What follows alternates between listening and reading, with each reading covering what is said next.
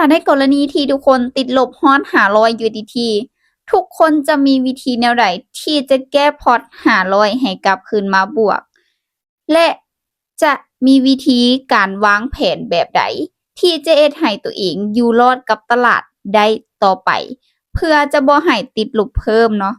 คิมจะมาแนะนำวิธีแก้ไขให้ง่ายๆเลยเพียงแต่ทุกคนเฮ็ดตาม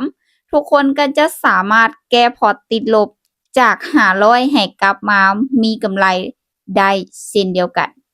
สิ่งแรกที่เจ้าต้องเฮ็ดนั่นก็คือหยุดเทรดก่อนแล้วกลับมาเบิ่งว่าเฮาผิดพลาดในจุดใดบ่แม่นที่จะแก้พอร์ตในเวลานั้นแล้วการวางแผนนี่ดีหรือบ่เฮาได้เฮ็ดตามแผนแล้วบ่เฮาจึงติดลบฮอด500 USDT ถ้าว่าเฮาเฮ็ดนอกแผนเนาะบ่ได้เฮ็ดตามแผนบ่ได้มีวินัยทุกคนต้องกลับมาเปลี่ยนในจุดๆนี้ถ้าเจ้าบ่แก้ในสิ่งที่ผิดพลาด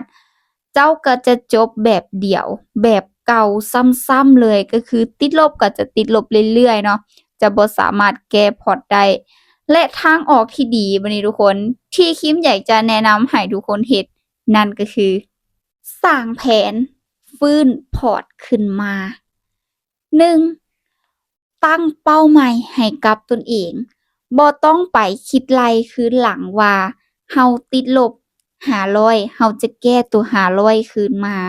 แต่ให้เจ้าคิดว่าเจ้าต้องมีแผนการเฮ็ดแนวใดจึงจะได้กำไรในอนาคตเพื่อเฮ็ดให้ตัวเองสม่ำเสมอกับแผนที่วางไว้ถ้าเจ้าสม่ำเสมอกับแผนที่เจ้าวางไว้แล้วเนาะมีวินัยให้กับตนเองเฮ็ดได้เนาะเจ้าก็จะมีกำไรเพิ่มขึ้นมาในปัจจุบันแล้วถ้าว่าสืบต่อเฮ็ดไปเรื่อยๆจากพอร์ตติดลบในอดีต500ในปัจจุบันเจ้าจะเห็นเลยว่ามันจะแก้กลับมาได้คือเก่าแต่อาจจะใช้เวลาในการแก้พอร์ตเพราะ1มาก็เป็นจำนวนเงินที่หลาย2มาคือเฮาใช้แผนแบบใหม่ก็คือเดินแบบสม่ำเสมอบ่ได้โอเวอร์เทรดบ่ได้ all in เนาะบ่ได้เอากำไรหลายภายในมือเดียวเพราะมันจะเสี่ยงเกินไปอันนี้บ่แนะนำ2แม่นเฮาต้องวางเป้าได้เป้าเสียให้กับตัวเองขึ้นใหม่จากที่เคยตั้งเป้าไว้สูงเนาะเกิดความโลภหลายเฮาต้องยับลงมาใช้แผนการเทรดหรือว่าแผนการเดินเงินแบบเก็บ 1% 2% จากต้นทุนแล้วการเดินเงินแบบนี้จะเฮ็ดแบบสม่ำเสมอมีวินัยให้กับตนเอง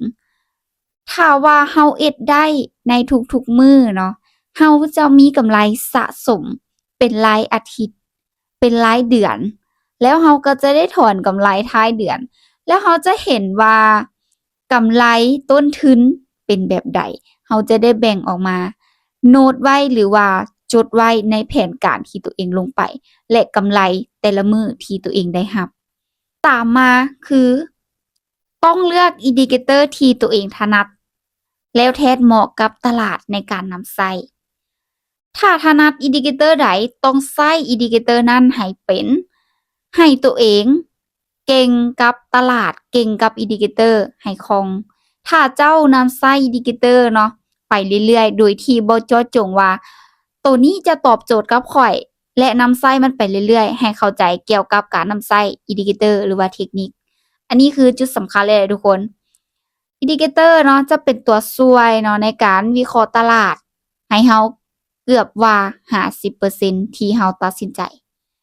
แล้วเวลาที่อัตราการชนะสูงเท่าใดเฮาก็ยิ่งได้กำไรหลายเท่านั้นฉะนั้นคิมแนะนำให้ทุกคนเนาะเลือกมา1อินดิเคเตอร์แล้วลองไปทดลองใช้เบิงว่ามันตอบโจทย์เห็นผลจากเปอร์เซ็นต์ที่จะสามารถสร้างกำไรในตลาดได้แล้วอันสุดท้ายเลยนั่นก็คือก็อยากให้ทุกคนเทรดแล้วก็ห้ามเลยเนาะทุกคนเนาะห้ามโอเวอร์เทรดห้ามออกล็อตใหญ่ห้าม all in ห้ามเทรดตามอารมณ์อันนี้คือสิ่งที่ห้ามให้กลับมาเฮ็ดตามแผนตามวินัยของตัวเอง เพื่อให้ตัวเองสม่ำเสมอกับตลาดแล้วเจ้าจะอยู่รอด จากที่ติดลบ500 USDT ทุกคนก็จะกลับมามีกำไรแถมยังแก้พอร์ตได้อีกนำ อันนี้แนะนำสำหรับใครที่กำลังติดลบอยู่